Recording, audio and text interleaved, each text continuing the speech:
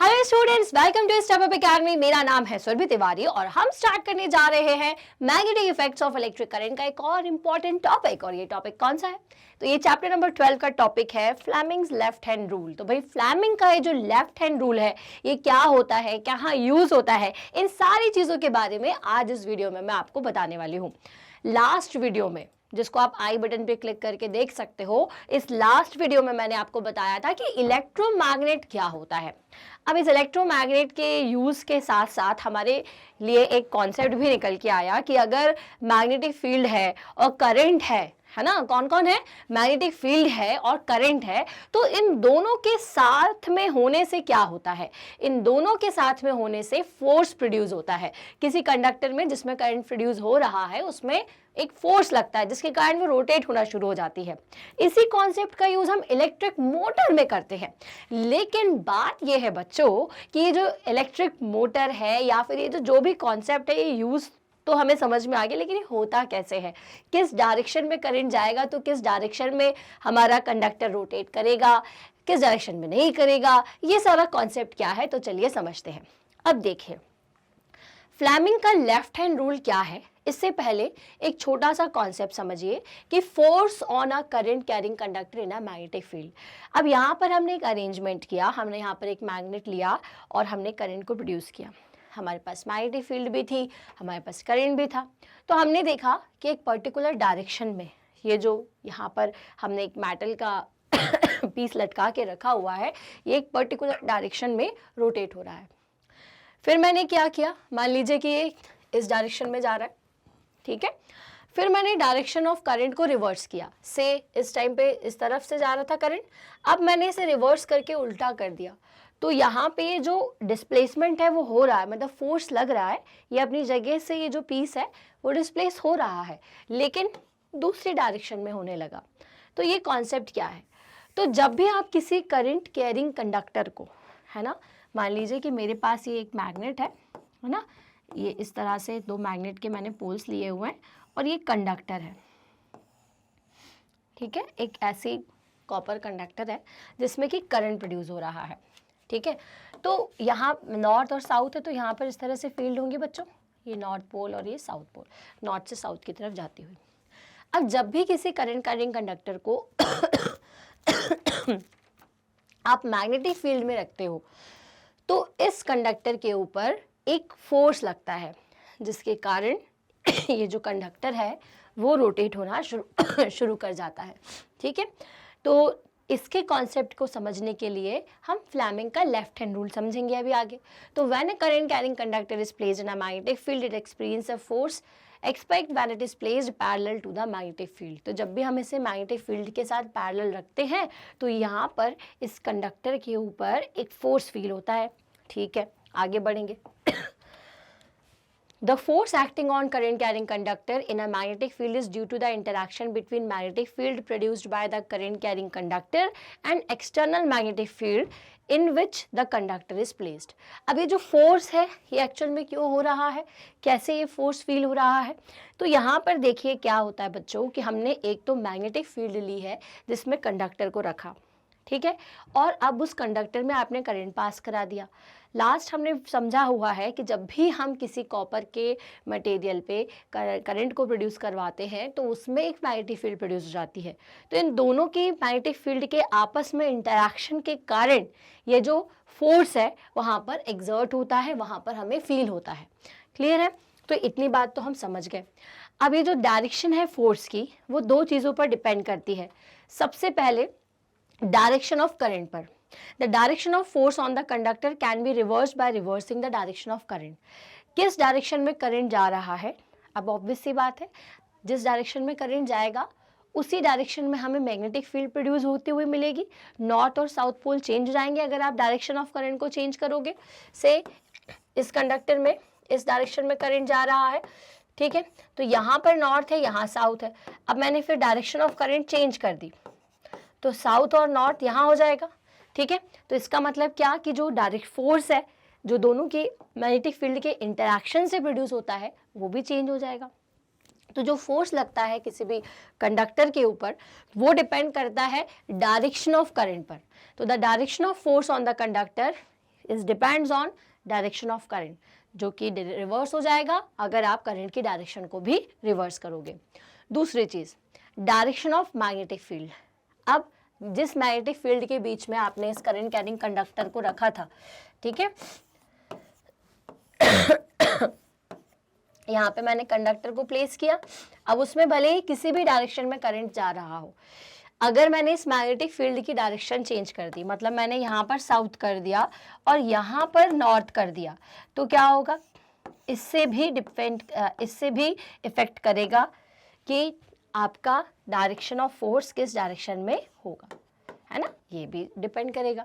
तो जो भी डायरेक्शन ऑफ फोर्स होती है, कंडक्टर के ऊपर लगने वाली फोर्स, वो दो चीज़ों पर डिपेंड करती है बच्चों, एक तो डायरेक्शन ऑफ करंट और दूसरा direction of magnetic field. The direction of force on the conductor can be reverse by reversing the direction of magnetic field by interchanging the position of poles. तो अगर मैंने पोल्स की position को change कर दिया तो इसकी वजह से इस पे ऊपर लगने वाला जो फोर्स है उसकी डायरेक्शन भी चेंज हो जाएगी।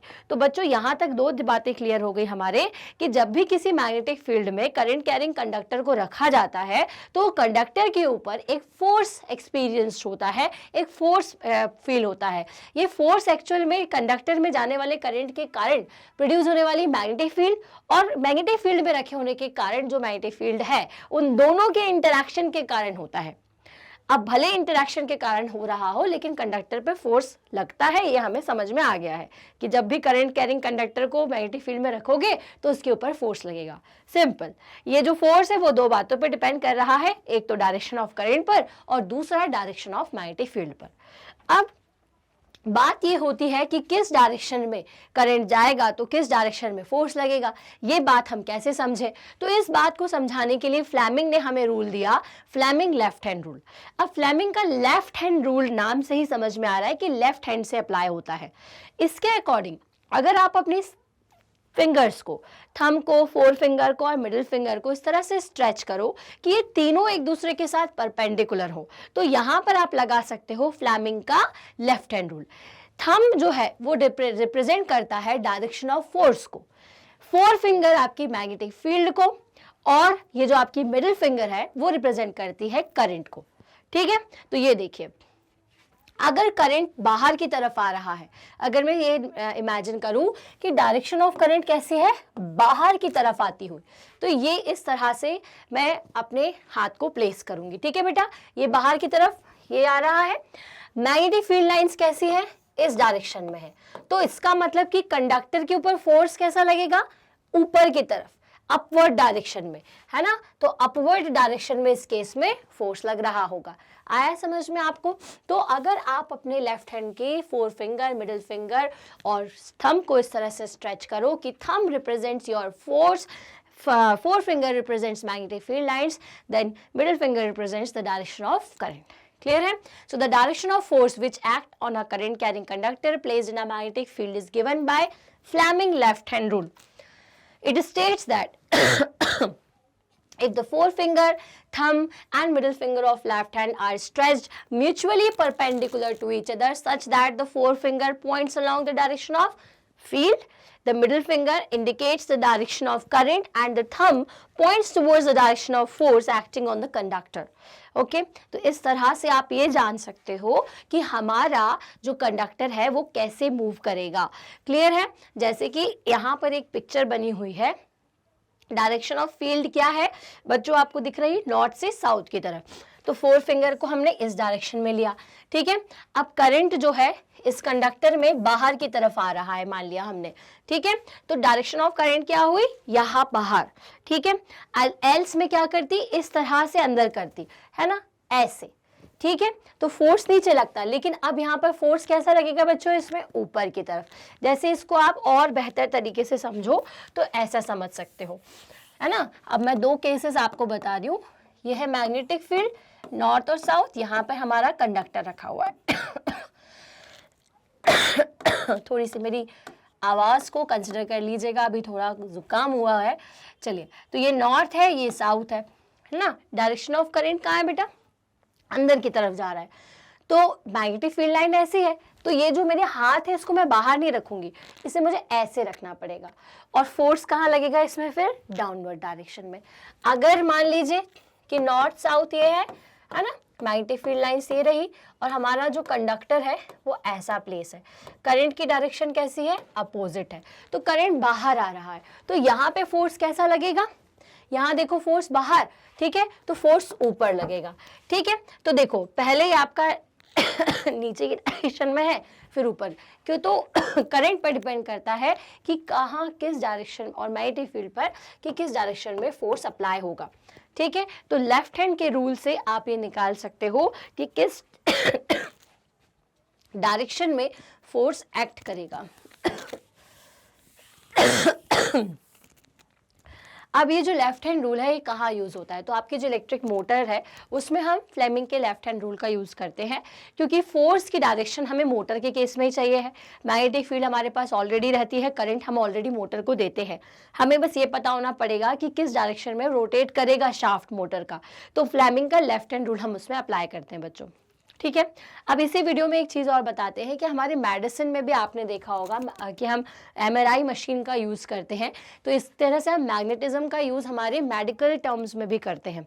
तो कैसे होता है, कैसे हो जाता है MRI का यूज़, तो इसको समझते हैं। तो an electric current always produces a magnetic field. Extremely weak electric current are produced in human body by the movement of charged particle and are called ionic current. अब हमारी बॉडी के अंदर भी चार्ज पार्टिकल्स हैं, इनमें भी हम current produce करते हैं जिनको हम आयनिक करंट कहते हैं। This weak ionic current flows along the nerve cell produces magnetic field in our body. अब ये जो वीक करंट है जिससे हमें कोई ज़्यादा इफेक्ट बिल्कुल भी नहीं पड़ता है, ये करंट हमारी बॉडी में फ्लो करवाया जाता है जो कि हमारे नर्व से फ्लो होता है। अब जैसे करंट आपके किसी कंडक्टर से फ्लो करता है तो मैग्नेटिक फील्ड प्रोड्यूस होती है, वैसे ही मैग्नेटिक फील्ड जो है ये हमारी नर्व में भी प्रोड्यूस हो जाती है। अब ये हमारी अर्थ की मैग्नेटिक फील्ड की 1 बिलियंथ होती है, मतलब काफ़ी कम होती है। ठीक है, सो इससे हमें कोई इफेक्ट नहीं पड़ेगा, सिर्फ मैग्नेटिक फील्ड हमारी बॉडी के अंदर प्रोड्यूस हुई। The heart and the brain are 2 main organs of human body where magnetic field produce is significant. तो this magnetic field inside the body forms the basis of obtaining the images of different body parts and it is done by using the technique called the MRI. तो magnetic resonance imaging करके MRI machine होती है जिसके अंदर हमारे body parts को in magnetic field की मदद से हम क्या करते हैं, कैप्चर करते हैं। And analysis of these images help in medical diagnosis. Thus magnetism has important use in medicine. मतलब मैग्नेटिज्म का यूज़ जो है वो मेडिसिन में भी है ना। तो मैग्नेटिक फील्ड जाती हैं और जिससे हमारे जितने भी बॉडी पार्ट्स हैं, मान लीजिए किसी को इंटेस्टाइन में प्रॉब्लम है या कहीं पर भी दिक्कत है, तो वहाँ का भी इमेज कैप्चर ये जो MRI मशीन है वो करके देती है। और क्यों देती है? क्योंकि मैंने अभी आपको बताया कि हमारे अंदर भी करंट जा सकता है, मैग्नेटिक फील्ड प्रोड्यूस होती है। ठीक है, तो बच्चों यहाँ से फ्लेमिंग का लेफ्ट हैंड रूल क्या है इसे आज हम समझे। आई होप आपको समझ में आया है। अब चलेंगे हमारे नेक्स्ट वीडियो में, जिसे देखने के लिए आपको सब्सक्राइब करना है स्टेप अप एकेडमी। तब तक इतने प्यार से इस वीडियो को देखने के लिए थैंक्स फॉर वॉचिंग।